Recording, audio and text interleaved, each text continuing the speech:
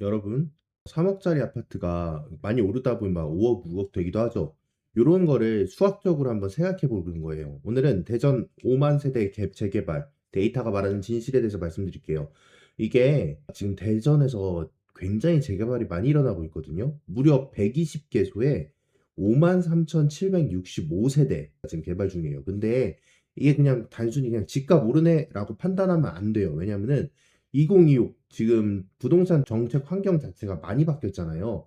양독, 양도세를 최대 82.5%까지, 그다음에 보유세를 인상 가능성까지 나오고 있으니까 이런 정책의 변수에 대한 것도 한번 같이 넣어봐서 데이터로 확인하는 진실을 한번 밝혀보겠습니다. 자, 지금 먼저 숫자부터 좀 계산해 볼게요. 저희가 대전이 재개발이 95개, 재건축 25개, 그 다음에 세대가 53,765세대, 대전 전체 세대의 한 11% 정도가 공사 중이고요. 3년 안에 입주가 시작되는 물건이에요. 그러다 보니까 이 숫자를 잘 기억해 주세요. 한번 분석을 해 보겠습니다. 자, 멸실률이에요. 자, 멸실률 공식인데 이걸 PSMT라고 제가 이렇게 명칭했어요. P 같은 경우는 가격의 변동률, S는 공급의 감소, 그러니까 멸실률이죠. 그다음에 M은 시장의 주요 개수, 그다음에 T는 입주 타이밍 개수라고 좀 생각했습니다. 자, 요거는 기존 공급이 어느 정도 줄어드냐? 공급이 11%가 감소한다.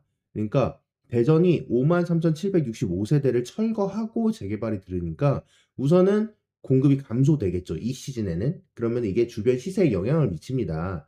요 집이 부서지면 사람들이 어디로 가야 되니까. 그런데 이게 수요층 개수 M, 시장 수요의 개수에 따라서 그다음에 정책 변수가 들어오면서 거래 위축이 될 수도 있어요. 이런 것들을 잘 활용을 해서 생각을 해봐야 됩니다. 자, 한번 구별로 재개발 분포 데이터를 한번 볼게요. 중구 같은 경우는 31개, 뭐 선화, 용두, 촉진지구, 여기 구도심의 핵심 지구죠. 그다음에 동구 18개, 대전 역세권 촉진 개발, 그다음에 서구에 17개소, 여기 도마 변동 촉진지구, 2호선 트램도 같이 엮이고 있죠. 그다음 대덕구 7개, 그다음 유성구 3개, 이렇게 지금 재개발 계획이 있습니다. 그러면은 여기 재개발 그 정책 변수를 한번 좀 볼게요. 지금 현재 양도세 중과 유예 종료가 죠. 5월 9일에 종료하기로 했어요. 그러면 다주택자들이 최대 82.5%가 중과되고 이렇게 되면 매물이 증가할 걸로 생각이 돼요. 그리고 강남 3구나 용산 매물은 이미 11.75%가 증가하고 있거든요.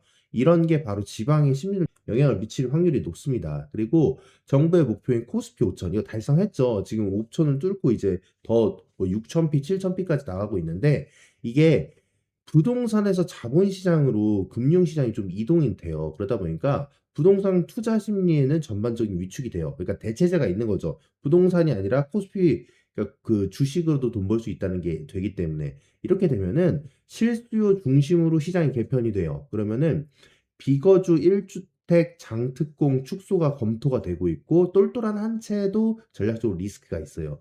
이런 정책적 요소들이 수요에 대한 예측에 대한 변수로서 좀 더 우리가 생각을 해봐야 돼요. 그쵸? 지방 수요와 또 그 수도권 수요가 다르기 때문에 대전의 수요는 어떻게 영향을 미칠까 이런 것도 같이 고민을 해봐야 되는 거죠. 요번에 좀 첫 번째 챕터에 대한 핵심을 좀 제가 전반적으로 말씀을 드리면은 이 재개발이 수학이에요. 하지만 정책 방정식도 변수가 될 수 있기 때문에 요 수요 계수 요게 정책에 따라서 그냥 막 재개발이 되니까 무조건 투자하면 돈을 번다라기보다는 정책의 방향성을 같이 적용을 해서 잡아봐야 됩니다. 한번 요거에 대한 자세한 내용은 다음 챕터에서 좀 더 말씀드릴게요. 이렇게 재개발에 대한 변수를 많이 따져보는 게 우선 첫 번째 시작입니다.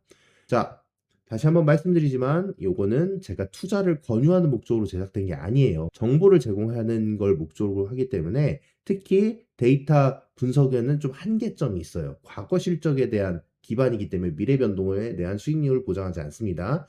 그리고 요번에 나오는 정책 환경에 유의를 하시고 꼭 전문가와 상담하셔서 직접적인 투자를 하시기 바랍니다. 그럼 챕터 두 번째에서 만나볼게요.